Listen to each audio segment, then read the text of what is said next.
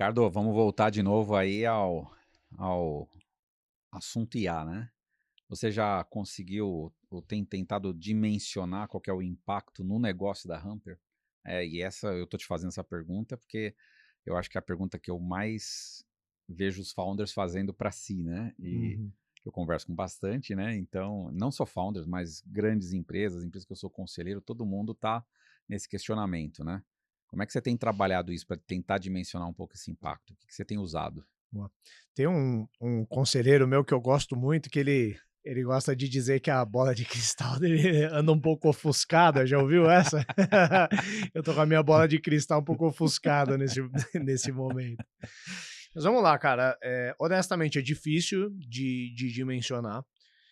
Eu vou tentar dividir, assim, olhando para 3 esferas. Quando eu, Ricardo, enquanto founder, aprofundo no assunto, eu vejo que a gente está num momento de epifania e isso já dificulta per se ter um dimensionamento, porque, cara, você abre o YouTube, abre o LinkedIn, o assunto é só IA, todo mundo virou um pseudo especialista em IA. Até gente que você conhece, sabe meio que o quilate profissional da pessoa ali, de repente virou especialista em IA.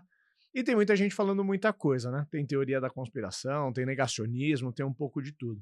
Quando eu olho do ponto de vista de tecnologia, talvez aqui é onde eu tenho uma maior margem de segurança. Eu não sei a velocidade do impacto, mas aqui eu consigo dimensionar mais o impacto. E eu tenho dito para minha equipe que eu acho que em questão de meses, vamos dar aqui um ano, forçando muito, 2, eu acho que a Hamper ela vai ter que ter uma proposta de valor bem diferente do que ela tem hoje.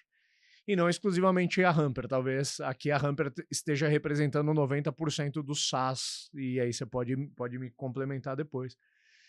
Aonde eu tenho a maior dificuldade de enxergar muito meses à frente é no negócio em si.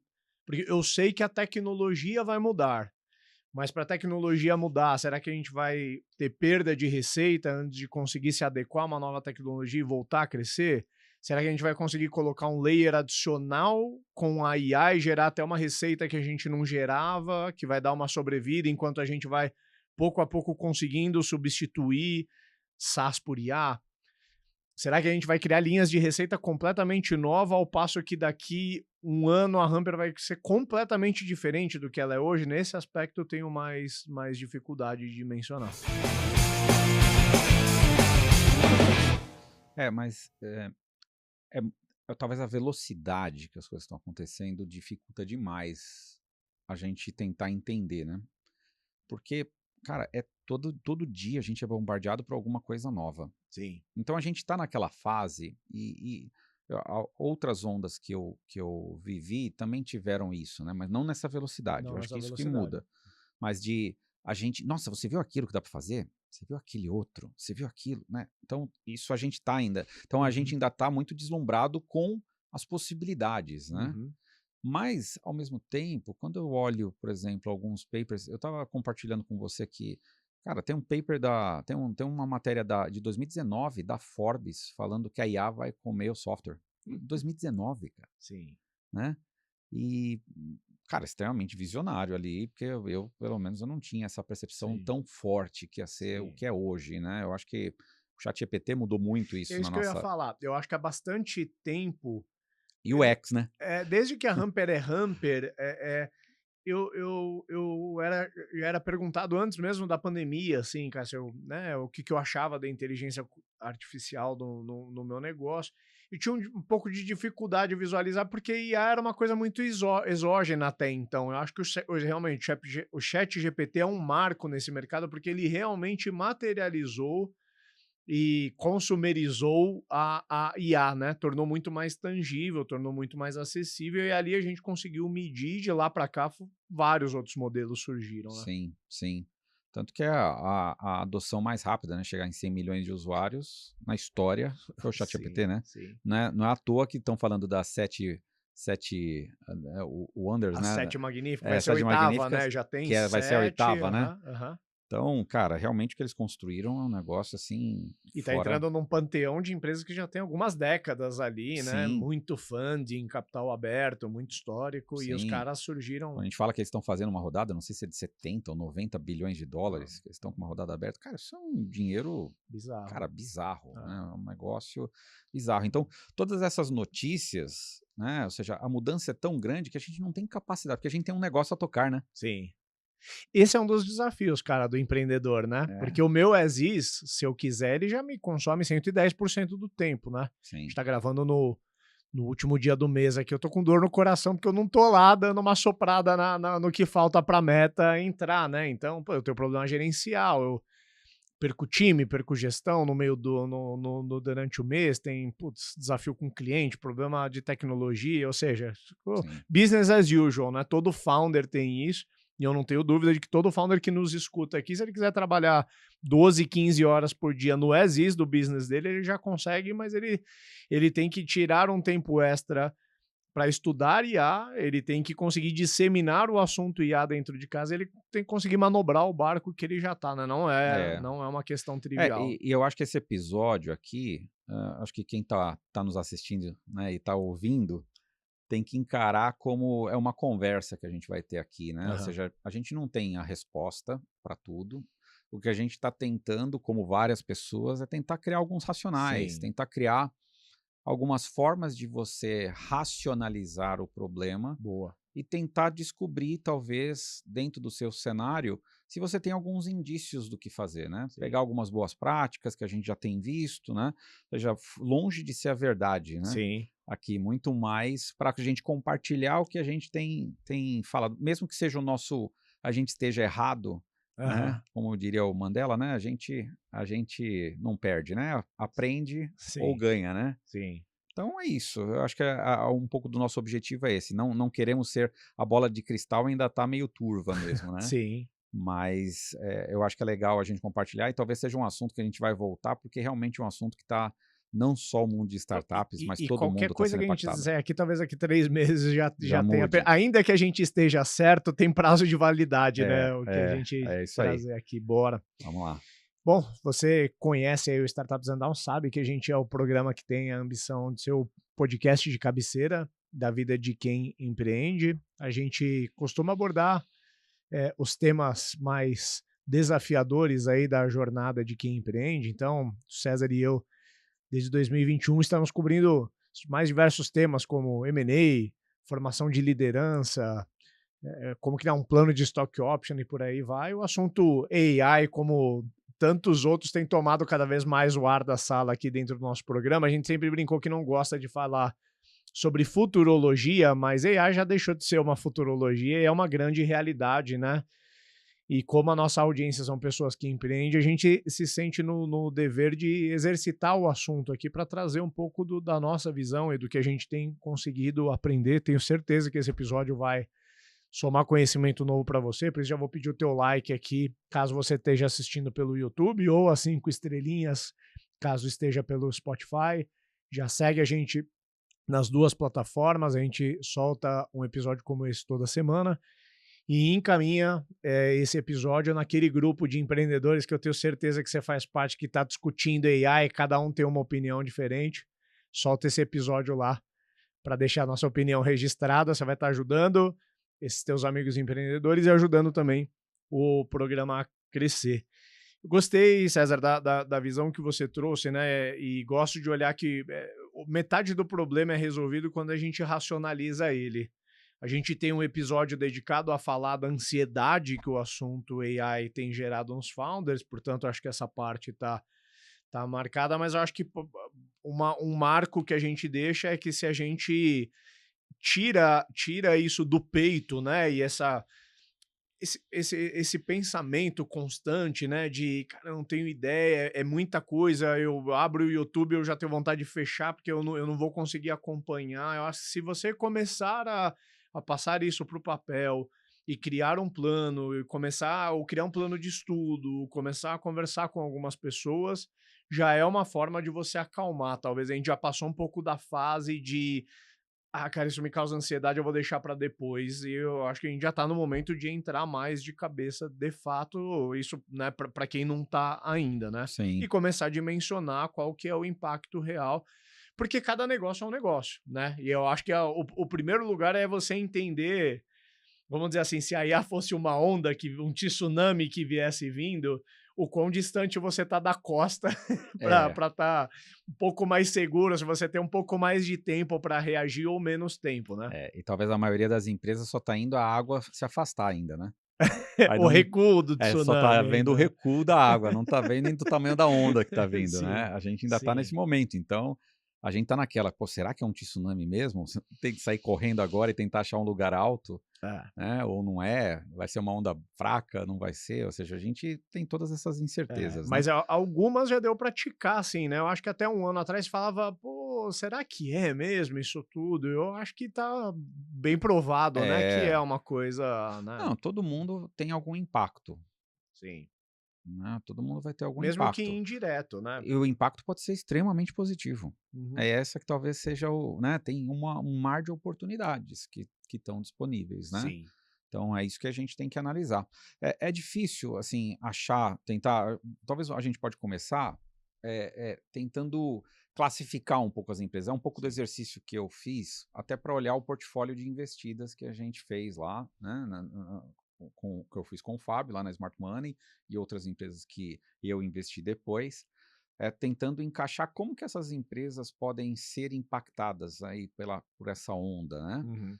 Eh, eu existe uma variável que ela muda bastante, e eu não vou trabalhar tanto nela, mas é assim, a base de clientes que você já possui, se você tem já um efeito de rede muito bem identificado, né, porque Uhum. se você já domina um mercado, se você já está bem posicionado nesse mercado, Você tem eh os moats, né, que a é, gente fala, né, você os você fossos em volta do castelo ali, é, né, que te mas protegem. geralmente quando você está nessa posição, você tem uma característica de ter dados sobre Hum, esse mercado muito tá. muito bem feitos, né. Aham.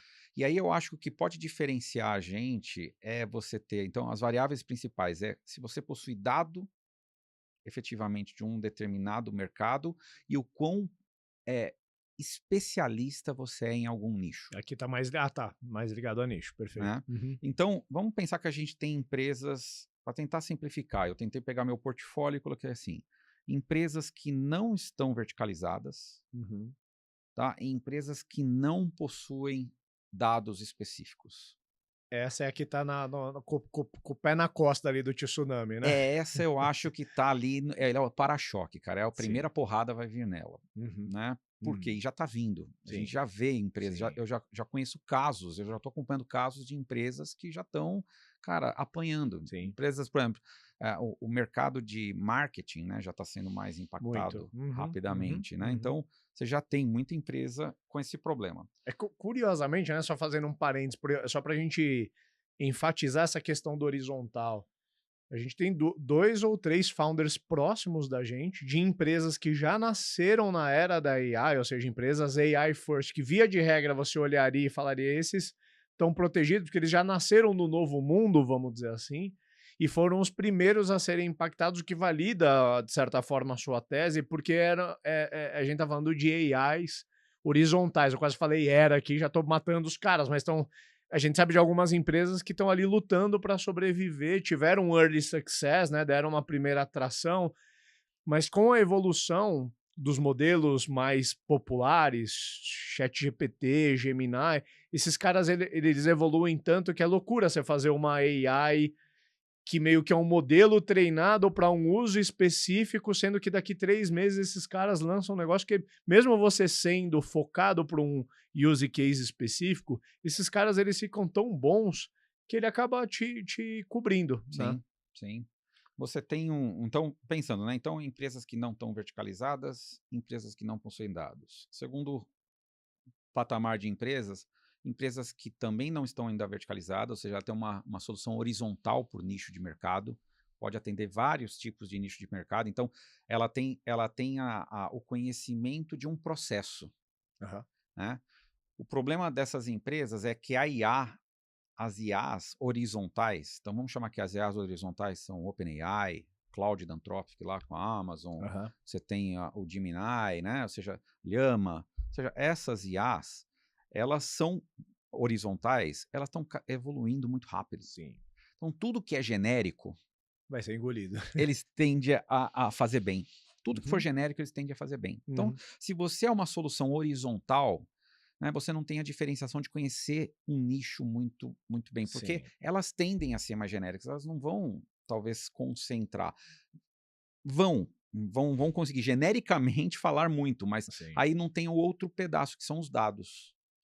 Porque para as IAs trabalharem bem, e pensando no LLM, como a gente fala, né? O LLM não resolve todos os problemas de machine learning, né? Você tem outros problemas de Sim. machine learning, né? Para análise de dados históricos, são outros algoritmos. Você não vai fazer isso no ChatGPT hoje, né? Uhum. Mas você tem, por exemplo, hoje na Amazon, na Azure, você tem algoritmos já prontos ali para você plugar a sua base e já sair conectando na LLM, respondendo a LLM, respondendo análises muito mais complexas, Uhum. né? Então, se você tem os dados, então se você é uma empresa não verticalizada, mas você possui os dados, eu acho que você está num segundo layer, você não é o para-choque, porque Uhum. você tem como reagir. Você tendo esses dados, você pode extrair informações deles que talvez as outras, né, as horizontais, nem estejam preocupados com algo tão específico. Uhum. Mas talvez o seu caminho seja verticalizar, Ok. né? Uhum. Verticalizar. E aí você tem empresas que já são nichadas, já são verticalizadas e que E possuem que tem dados desse dados. nicho. Uhum. Talvez essas estejam melhor posicionadas, Uhum. né? Elas vão ter que se adequar à AI naturalmente, É, mas elas têm mais margem de manobra aí. sim. Mas o que acontece se você for falar do risco da indústria do SaaS, né? Uhum.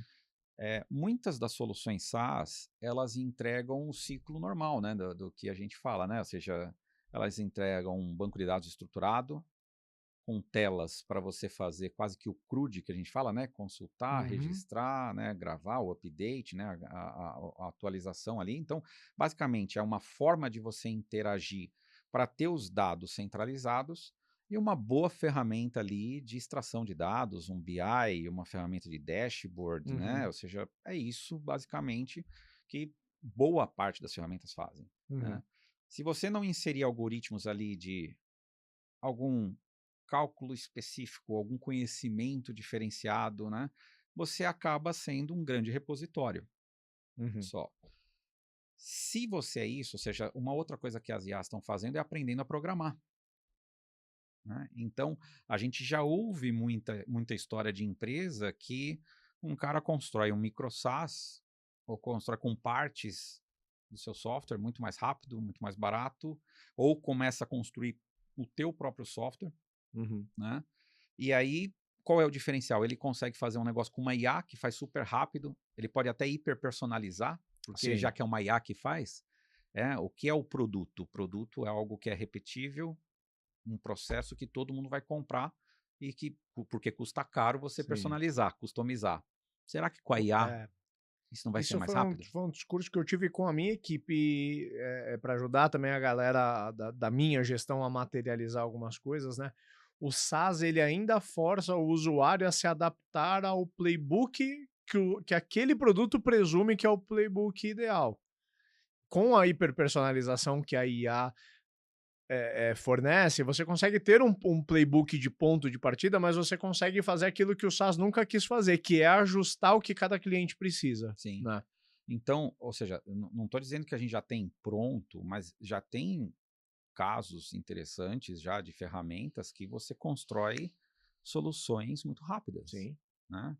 Então, não preciso citar aqui vários, mas tem vários, Lovable. mas são vários nomes, Lovable, Uhum. ou se você quer programar mais, você vai usar o Windsurf, Cursor, Uhum. e Cursor. você já tem. Ah, ainda não é perfeito, não, mas Sim. agora vamos lá, na velocidade que está Não evoluindo. tenha dúvida de que vai Alguém chegar tem lá. dúvida? Não. Entendeu? Alguém Não. tem dúvida? Então, eu não apostaria contra. Sim, sim. E sabe uma coisa, eu colocaria uma ameaça adicional nisso tudo que a gente está falando, que a gente tem a tendência de olhar apenas a ameaça dentro da bolha de tecnologia que a gente já está inserido.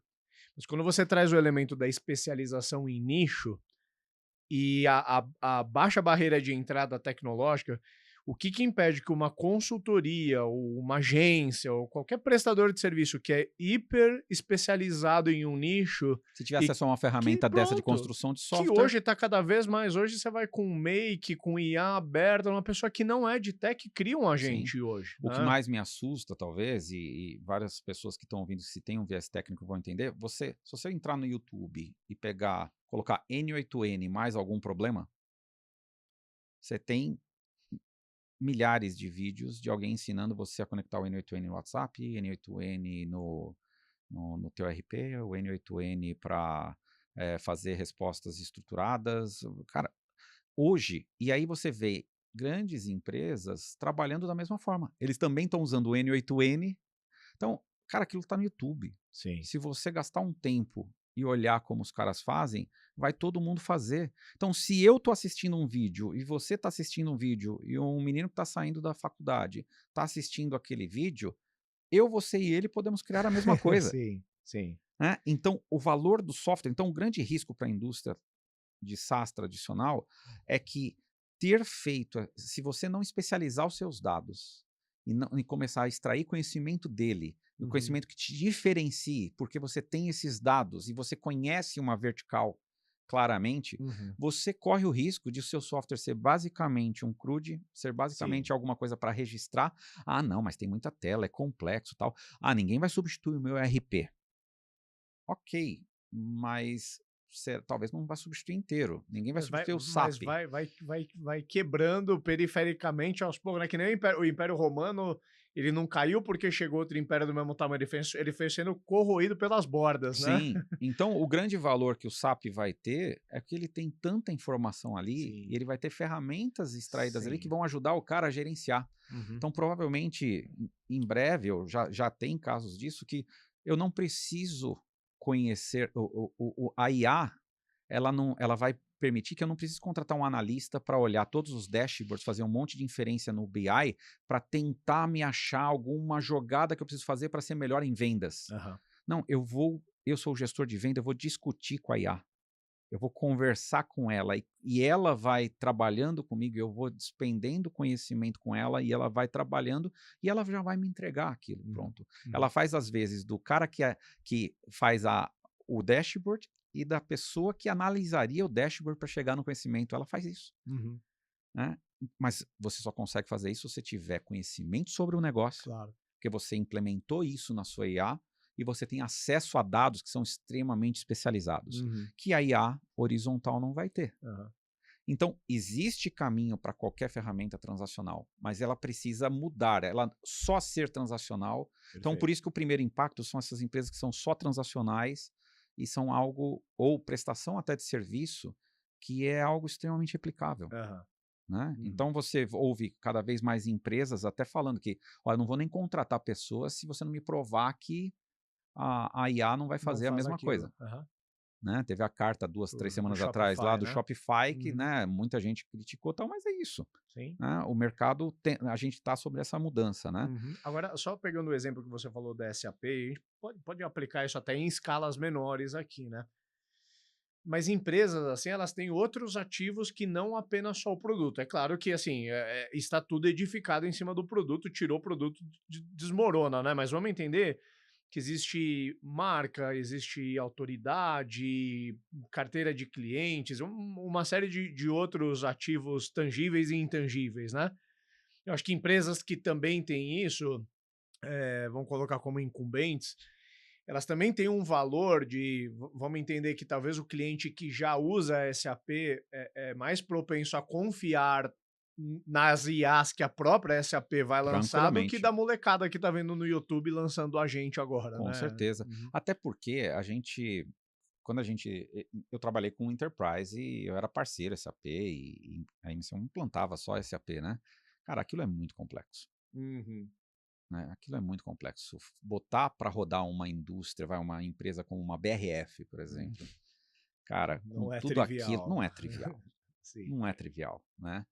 Então, é muito diferente, ou seja, o enterprise, né? Ou seja, o processo que está ali embutido é muito, muito, muito complexo. Uhum. Então, não é uma coisa que você vai substituir, você vai sempre trabalhar com ferramentas que vão estar rodeando talvez aquele bloco ali. Então, os RPs tendem a não serem tão rapidamente trocados. Eu acho que Aham. os RPs, nesse sentido, têm até uma reserva, Sim. porque eles estão muito no core da empresa, eles são processual, eles estão no ambidestria que a gente fala das empresas, eles estão ali naquela parte do legado duro ali, que Isso. não Tem vai. muito ERP que nem o SaaS transformou, né, muito Sim, ERP sólido ali que tá ali num híbrido entre cliente e servidor, tem algumas saídas para SaaS, mas ainda o grosso ainda tá sim. no modelo on-premise, né. Se você for pensar, o CRM já não Uhum. É, mas é tem porque ele uma tem pegada, característica mais transacional, mas já né. mais transacional. Mas quando você pega um CRM que, cara, tem a base inteira dos clientes, está todo o histórico, já tem várias integrações, automações funcionando e tal,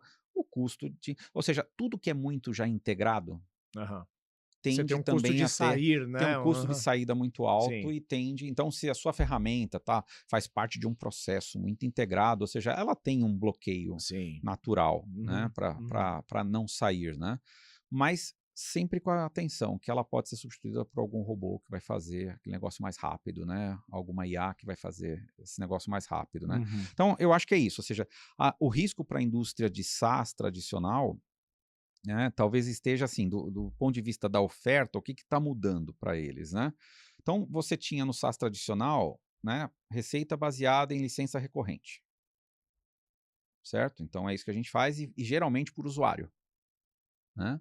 Aí você vai entregar o valor, né, da ferramenta, né, para alguma coisa processual, transacional, é isso que você está entregando. Você não está entregando, você está entregando dashboards para o cara, a partir dali ele analisar e ele poder melhorar o negócio dele, Uhum. né. Esse é o caminho, né, dados gera informação, informação conhecimento. Esse é o ciclo que a gente está acostumado a construir software, né. E a inteligência, né, que você entrega para o cara não é uma inteligência, você entrega informação para ele através da análise dele Uhum. e a abstração que ele vai fazer dessas informações, ele extrair conhecimento daquilo. Uhum. Esse é o mercado que a gente viveu até agora. Quando você muda a cabeça para o AI first, né, aí você inverte praticamente esse roteiro, Sim. né? Porque a primeira pergunta que você tem que fazer é: qual é a pergunta que o cara quer respondida? Né? Uhum. Talvez você comece por aí. Então, a entrega do valor, ela está muito mais no conhecimento que você vai entregar para o cliente. Que recomendação que você vai fazer? Qual é a automação inteligente que você vai entregar para o cara, Uhum. né? Para o teu cliente. Então, teu avatar são vários. É todo mundo dentro da empresa que de alguma forma você toca. É como se você pensasse com a cabeça dele o seguinte: qual a pergunta que ele gostaria de fazer para a base de dados que eu estou administrando Sim. dele? Que inferência o cara tem que ter? O que pode mudar o jogo no trabalho dele do dia a dia, Aham. né? Então, a partir desta pergunta é que você vai desenhar o que é de dados que você precisa ter especializado, Sim. onde você vai buscar, qual é a arquitetura para isso. E talvez nem precise criar interfaces, né? Telas, Aham. o Figma, né? Então A usabilidade já está mudando, a né. Uhum. usabilidade muda, porque Uhum. pode ser uma conversa Conversacional, sim. totalmente conversacional, ele já atualiza o banco, já me entrega o conhecimento Isso e está isso tudo pode mudar o certo. BI, por exemplo, né, você fala assim: "Cara, Total. no lugar de abrir um BI que carrega um monte de gráfico pizza, gráfico em barra, não sei o quê, eu vou ter que nadar no meio de um monte de informação para achar o que eu quero, eu vou e faço uma pergunta, eu mando um áudio direto, Sim. perguntando: "Quanto que a gente faturou no produto C vendendo para o ICP tipo 2 E no você mês pode me passado?" filtrar por região que eu atuo, tal, por tipo de vendedor, tal, ou seja, Aham. você vai ter esse poder. Sim.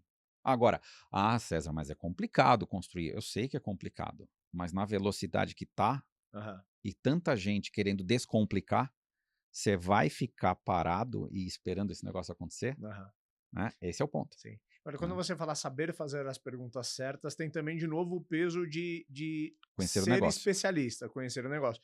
Que eu vejo, e mesmo founders mais tarimbados, tá? Ficam muito deslumbrados quando olham o poder da IA e às vezes têm vontade quase que de abandonar o negócio que ele está hoje, porque falam, nossa, com isso daqui eu consigo desenvolver quase qualquer coisa, fica apaixonado pela tecnologia, Sim. né? Não à toa a gente vê tanta coisa que sai meio que ligada ao WhatsApp, parece que assim, é um produto à procura de um cliente e não o contrário, mas eu acredito que em especial para empresas que já estão no mercado, a gente tem que focar muito mais nos job to be done, né? O É. que o nosso cliente quer resolver, que tipo de problema ele tem, e como que eu coloco a tecnologia para resolver para É, ele. e a gente tem que sempre pensar que o comportamento nas empresas, eles são uma réplica do comportamento nosso pessoal com a tecnologia. E o interessante é que a maioria, várias das tecnologias, elas primeiro foram para as empresas para depois irem para as pessoas, Uhum, né? E a gente tem vivido cada vez mais assim essa velocidade de primeiro afetar as pessoas e depois vamos para as empresas, né? Então, vamos olhar a IA. Se eu quero fazer uma pesquisa hoje, eu preciso fazer um trabalho, né, preciso fazer uma apresentação. Como que era o nosso procedimento antes? Eu ia capturar dados, então eu ia acessar vários sites, fazer, favoritar vários deles, imprimir parte, copiar. Aí, depois disso, eu iria de alguma forma processar esse negócio, uhum, né, para gerar informação e estruturar, para daí isso que eu adquiri se transformar num conhecimento que é o material final, aquele uhum. paper que eu criei, né? Hoje eu faço isso direto com a IA. Eu converso com ela e vou explicando, e se aquele conteúdo que ela me falou não tá legal, eu vou conversando com ela, ela vai melhorando e em algum momento deixa que eu termino aqui. Você dá o arremate final e você faz. Uhum. Talvez a forma que a gente vai interagir com os nossos softwares sejam mais dessa forma. Aham. Vai ser menos, ou seja, eu vou esperar que ao eu estar falando com o meu cliente, eu desligar a ligação, eu não preciso entrar numa interface para repetir aquilo que eu acabei de falar com o cliente. Sim. É uma IA me fala: "Olha, eu capturei isso daqui, você confirma?" "Confirmo, já está atualizado Uhum. no meu na minha CRM, ferramenta, aham. e eu posso fazer uma pergunta na hora agora sobre aquilo que eu acabei de conversar e ela vai me responder." Aham. Entendeu? Então, muda a forma, né, a IA vai mudar a forma na qual a gente vai interagir com as ferramentas, né. Se a gente fosse fazer aqui vamos dizer assim, um as is as is e to be, né, de produto e oferta, né? Pode explorar a Hamper ou alguma outra empresa familiar para você, né? Tentando fazer o as is do que a empresa é hoje, puro software, tem um modelo de venda de recorrência, bem SaaS tradicional, versus como que essa empresa ela tende a se tornar para ser AI first, vamos dizer assim, né? É, o que eu tenho falado para as empresas é o seguinte: "Cara, quantas funcionalidades de IA você já colocou no ar?" Uhum. E a resposta tem sido: "Ainda não coloquei nenhuma", a A maioria das Hamper tá um pouco mais respostas. na frente, tem uma. Não, cara, tem que colocar, Sim, são testes. Aí vale a verdade do Lean Startup. sim. Aí, cara, vamos voltar para o básico, né, faça. É, e a história do A Job to gente fica pensando isso, naquele negócio mira explosivo. Cara, é, isso é um jogo de velocidade, faça total, rápido total. várias Sabe coisas, o que a gente né. tem discutido na Hamper? Volta ao ponto do Job to be done. Eu acho que os nossos principais produtos, eles vão ser quebrados em vários Job to be done que vão se tornar agentes, assistentes, pouco a Uhum, pouco. Por isso que faz sentido você fragmentar em várias entregas. Vamos tentar pensar nas funcionalidades hoje que são mais primariamente impactadas por AI, não vamos esperar a batalha chegar no nosso campo aqui, já sim, vamos ir transformando essas funcionalidades pouco a pouco em agentes. Quase que no conceito de ir quebrando o monolito e transformando em microserviço, né? isso. Mas pensa assim, quantos tipos diferentes de pessoas interagem com uma ferramenta como a Hamper, né. Você tem desde o SDR, você tem do o, vendedor, o você gestor, o tem o dono da gestor, a pessoa do empresa. marketing, o dono da empresa, Aham. tal. Cada um deles faz parte de um processo que a IA pode ou automatizar ou entregar um conhecimento para ele. Uhum.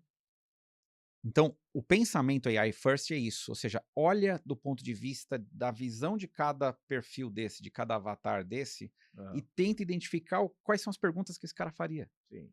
E a partir daí você reconstrói o seu roadmap. Eu acho que essa é uma forma legal de você pensar, né? Porque daí você consegue priorizar, falando, cara, se eu entregar isso, acho que vai fazer um puta valor pro cara, Aham. né? E aí você começa a trabalhar em cima dessa funcionalidade, E né? quando, sempre que a gente fala de as easy to be, eu gosto quando a gente fala da ponte que preenche, né? Porque talvez aqui boa parte dos founders vão concordar assim, eu sei o que eu sou hoje, talvez eu tenha uma miragem do que eu poderia me tornar com IA, mas não tenho uma puta ideia de como que eu vou pro lado de lá. Sim. Eu gosto muito, uma coisa que você me explicou algumas semanas atrás, que materializou para mim, foi assim, o roadmap de uma empresa SaaS daqui para frente. Você não tem que abrir o Figma e discutir quais são as próximas telas que você vai discutir, e sim discutir quais são os próximos agentes, quais são os próximos assistentes que a gente vai desenvolver aqui, É, né? é isso aí. É isso aí. E isso vai guiar toda a estratégia que você tem de negócio, a estratégia de captação de dados, quais são os dados relevantes, que fontes você tem que buscar, como é que Aham, você vai trabalhar isso, né? aham. Então, agora, cara, a maravilha daí é isso. Além de entregar esse conhecimento, ela pode me ajudar a construir mais rápido esses softwares Sim, todos. sim.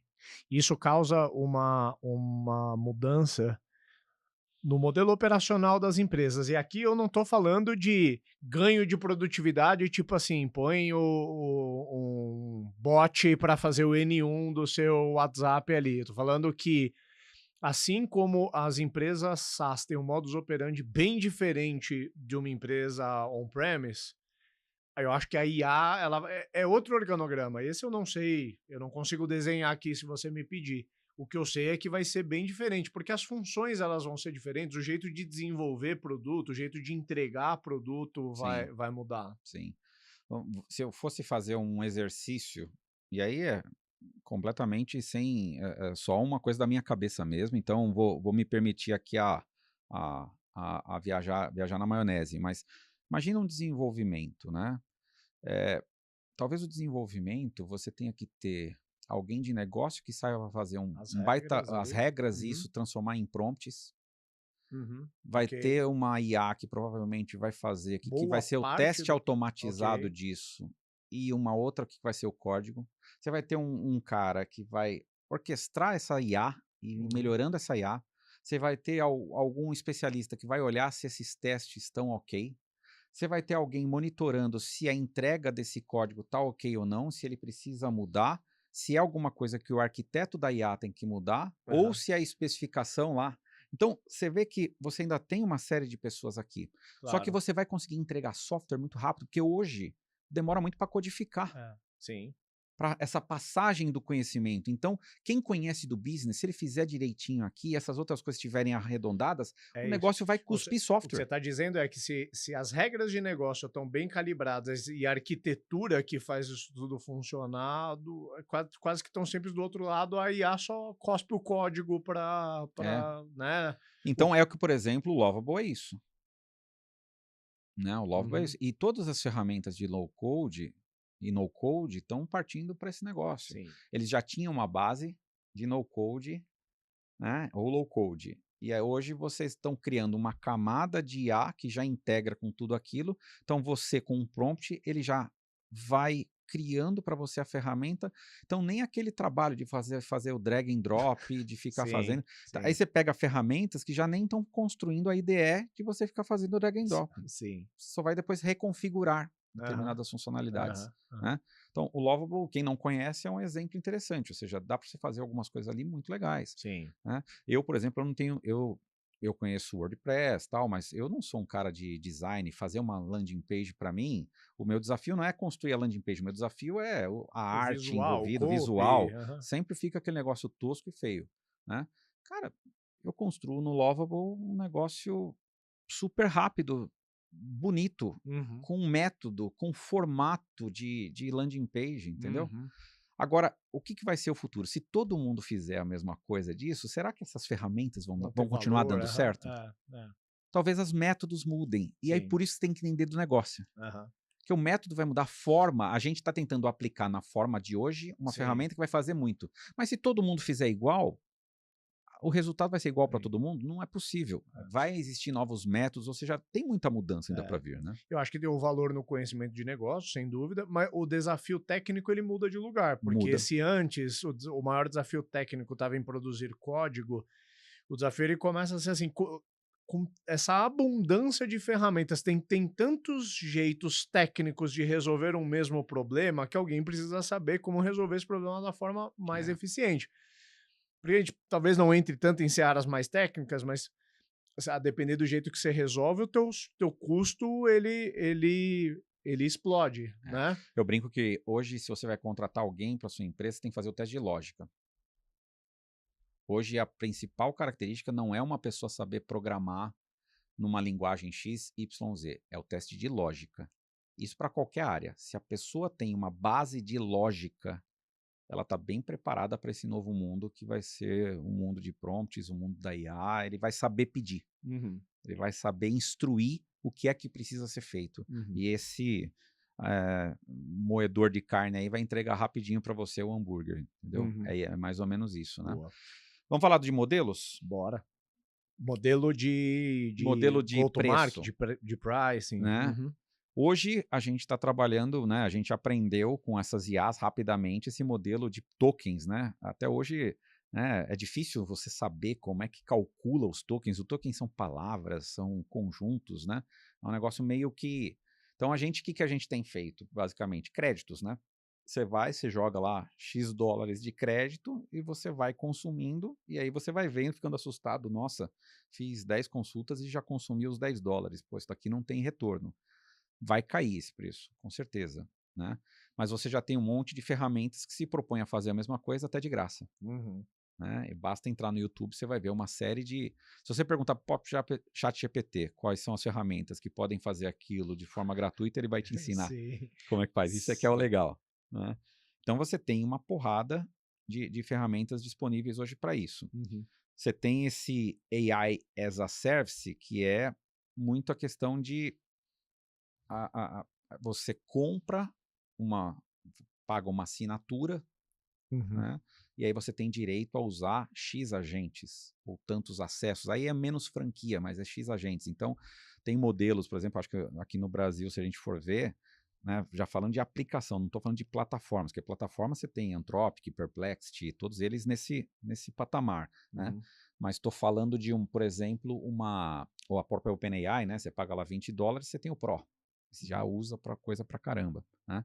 Mas no Brasil, adapta é um caso interessante, né? Que usou essas IAs horizontais, você usa qualquer uma delas, você Aham. conecta nos modelos deles, só que esses modelos intercambiam, eles criaram uma coisa misturada com educação, Sim. mais ferramentas para pessoas que não Tornar são ainda tão mais técnicas, acessível. Aham. elas conseguem ali, cara, acessar rapidamente e usufruir já do benefício da IA, né? Sim. Então, super legal, cara.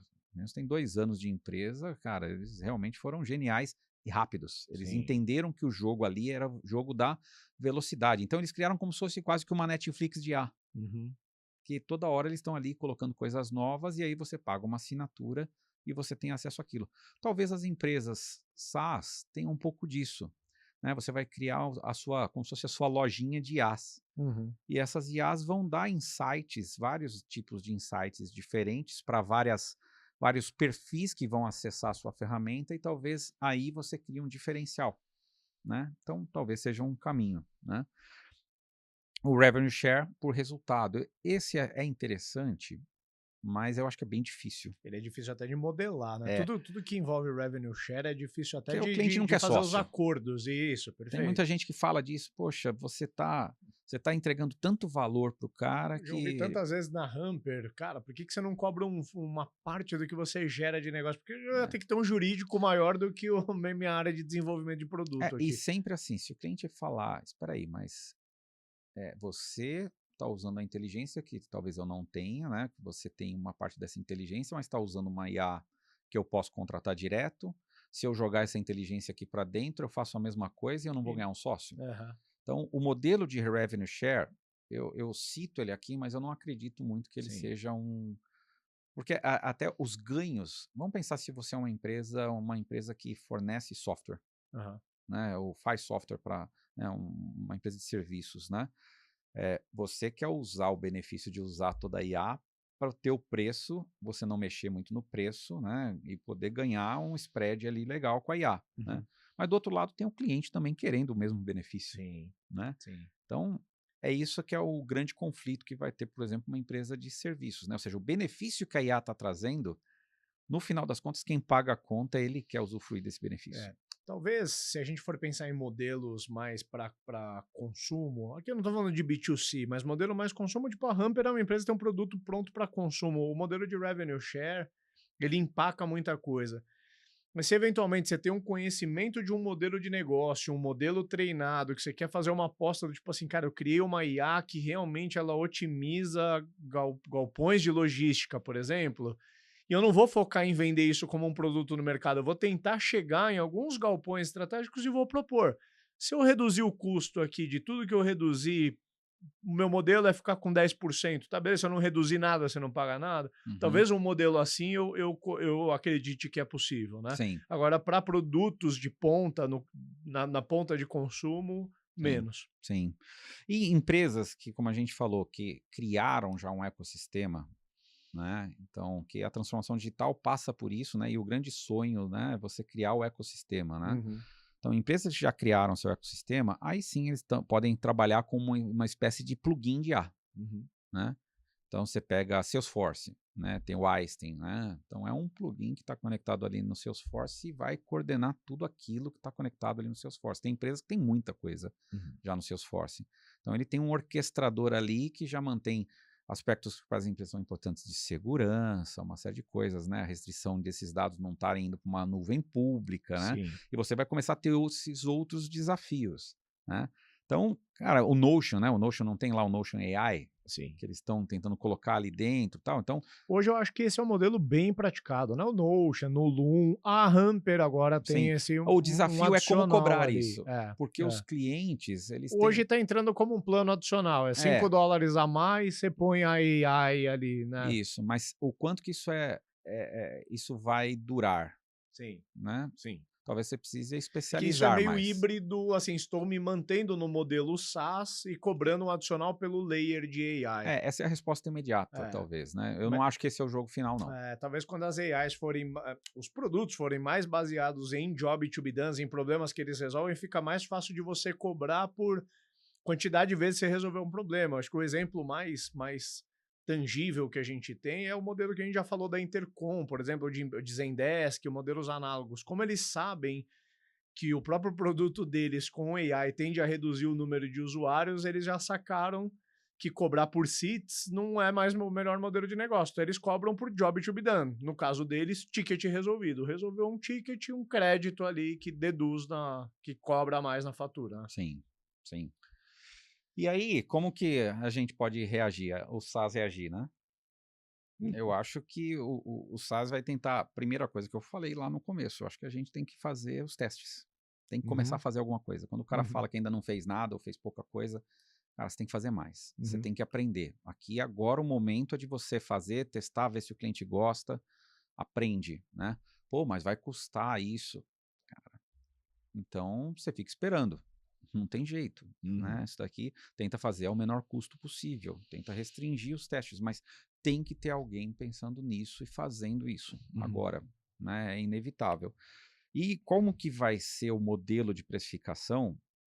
Cara, eu acho que a gente ainda vai descobrir Vai um ter que híbrido aprender. disso. Uhum, Eu acho que as empresas maiores têm muita dificuldade hoje com esse. É que o benefício é tão legal que eles estão ainda pagando, né? Então, quando você faz uma API na OpenAI, você tem que carregar lá e você vai usando, usou muito, acabou o saldo, você tem que colocar mais saldo, aham, né? Mas eles têm um modelo, por exemplo, do Pro, que dá para você fazer bastante coisa, né? Não dá para profissionalizar como uma empresa, que aí você precisa da API, mas dá para você fazer bastante coisa ali. Então, é um híbrido. Você pode começar com uma solução SaaS, depois você vai para uma solução que o cara percebeu o valor naquilo, ele pode pagar por uso, né? Então, a gente vai passar para um modelo de retestar e, vamos lá, voltar para os playbooks de startup. Cara, uhum. é testar um modelo Sim, de precificação, sim. como a gente já fez. O risco para o incumbente, né, para quem já tem muita receita, é o receio de você Matar o canibalizar a própria receita, porque um risco mesmo de você ter sucesso nessa jornada é que no final das contas o problema que você resolve ele passa a se tornar mais barato de resolver. É o que provavelmente vai acontecer em muitos casos. Então aqueles mesmos 1.000 clientes que você tinha antes que te pagavam um valor X, talvez eles passem a pagar um valor menor. Melhor que seja para você. Eu não vou esperar que venha outro e me É, tome a coisa é a toda, mas questão da decisão de ou você é o negacionista, eu não aham, acho que esse negócio não vai, Ah, não acredito muito nisso. Sim. Beleza, você quer ficar na crença, ou você falar, cara, talvez eu precise me canibalizar. É. Seja o preço a se pagar. Se alguém vai me canibalizar, que seja eu mesmo, É isso. né? Uhum, uhum. Então eu Aí eu vou, preparo a empresa para vou isso, né, vou ter preparar a que empresa, tomar vou umas fazer decisões autofagocitose difíceis aqui. aqui.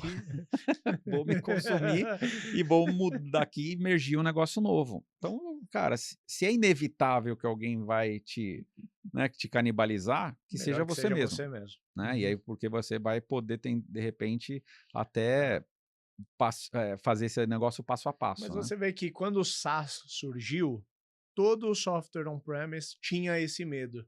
Eu falo assim, o que antes eu cobrava R$ 10.000 por mês, o SaaS está vendendo por R$ 500 por mês. Sim, E a não ser as empresas negacionistas, eu vi poucas que quebraram, que reduziram por metade. Somente aquelas que não se atualizaram.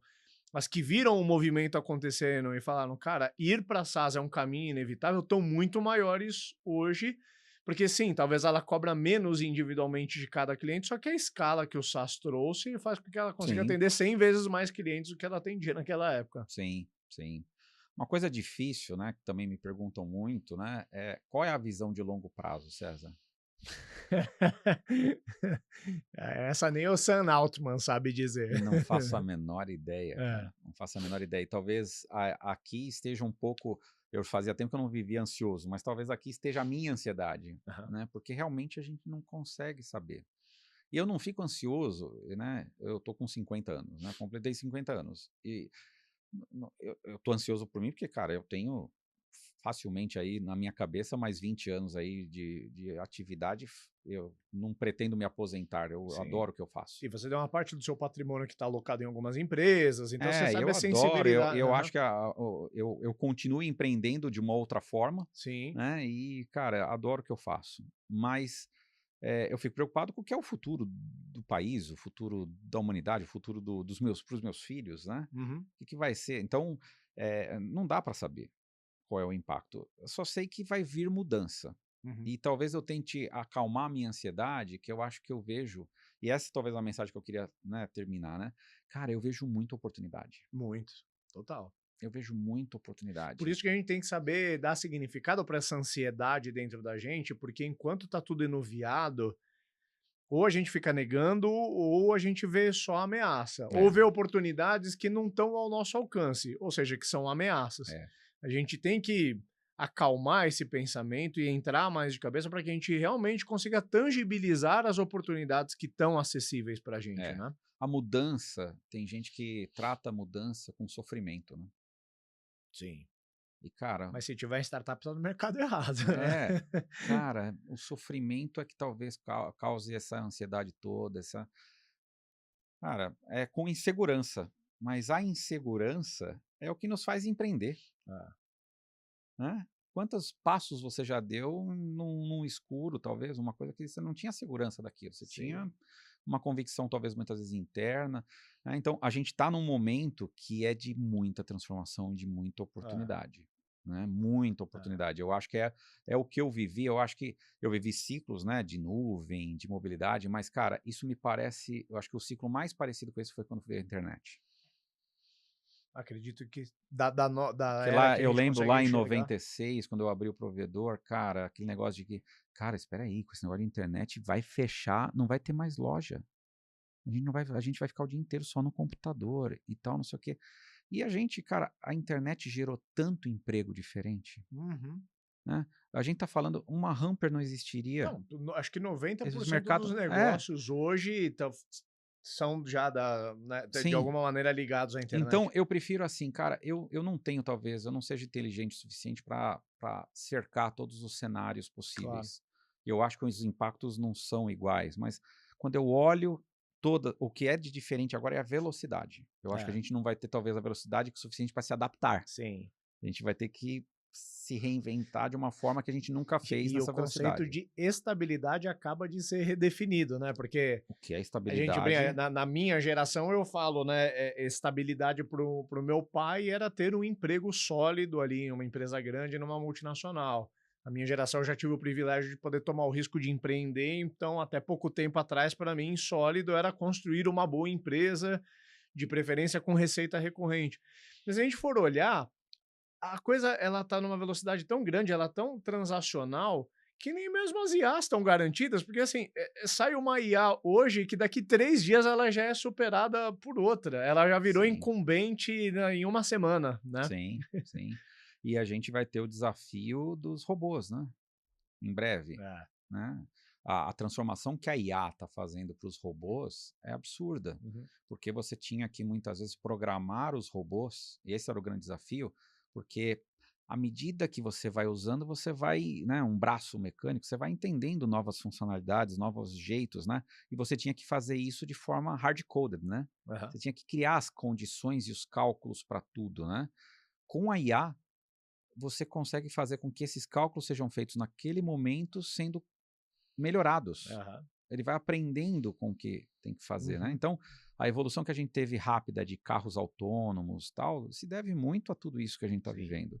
Então, os humanoides de uso, genérico, que todo mundo está, né, insistindo que vai existir em pouco, né, em pouco tempo, tal, cara, vai ser possível por causa da IA. Então tem muita coisa que vai acontecer, né. Uhum.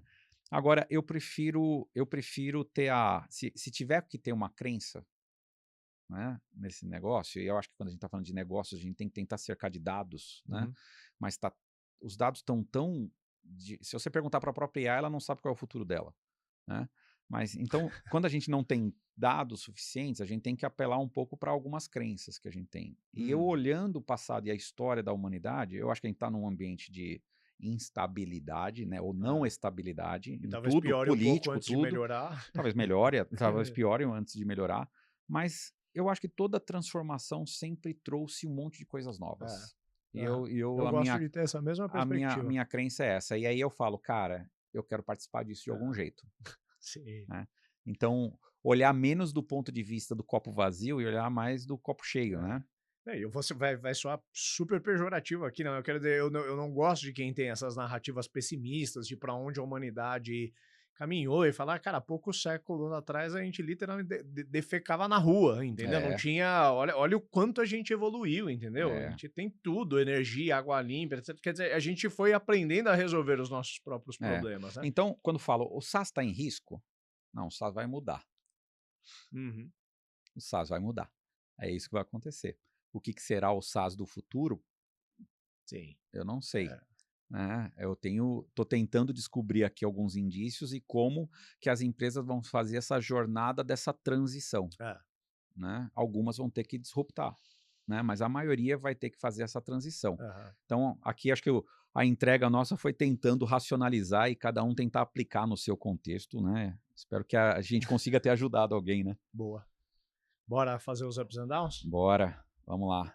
Vamos começar do que de quer começar pelo up? Vamos de up. Aham. Então vamos lá. Eu acho que a lição de casa para qualquer empreendedor agora é estudar. Uhum. Estudar, gastar muito tempo estudando case, refletindo sobre, tentando racionalizar o seu cenário, tentando mapear os seus stakeholders, os seus avatares, né? E tentando colocar para pelo menos uma coisa você já colocar em prática agora, Uhum. né? Eu acho que é isso. Eu acho que quem tiver fazendo esse passo, eu acho que está no caminho certo, Aham. né? Ou seja, é o momento do empreendedor voltar para a prancheta de novo, né. É, Isso tá muito conectado com o meu up, existem muitos lados bons disso tudo, né, mas um dos lados bons é que a tecnologia, ela é acessível para quem não é de tecnologia. Então eu vejo que muita gente que está demorando para tomar uma primeira iniciativa é quem ainda está pensando de que maneira ela vai reinventar o cérebro da empresa ali a partir de uma IA e tudo mais. Fico pensando assim, talvez os primeiros agentes da Hamper, eu mesmo ou algumas pessoas de negócio da Hamper vão conseguir desenvolver, para a gente já começar a testar com clientes. Depois a gente vê a escala disso.